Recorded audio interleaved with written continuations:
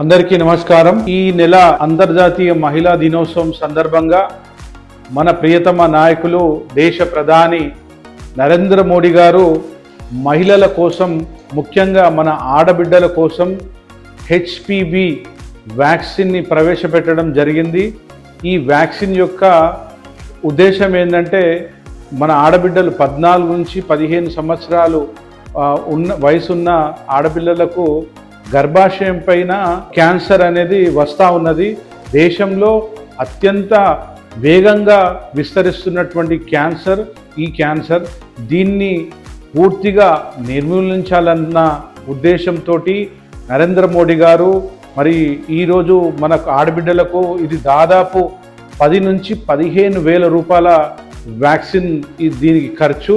దీన్ని ప్రజలందరికీ ఇవ్వాలన్న ఉద్దేశంతో, మన ఆడబిడ్డలకు ఇవ్వాలన్న ఒక ఉద్దేశంతో దీన్ని పూర్తిగా ఉచితంగా మనం అందజేయడం జరుగుతూ ఉన్నది।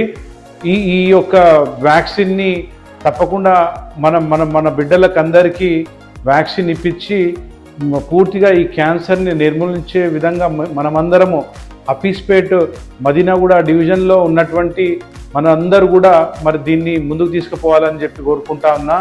ఈ యొక్క వ్యాక్సిన్ మన ప్రైమరీ హెల్త్ సెంటర్లో, కొండాపూర్లోని ప్రభుత్వ హాస్పిటల్లో, ఇంకా ఏదైనా ఇన్ఫర్మేషన్ కావాలంటే అంగన్వాడీ కేంద్రం యొక్క ప్రతినిధులను కలిసినట్టయితే ఈ యొక్క ఇన్ఫర్మేషన్ అనేది దొరుకుతుంది।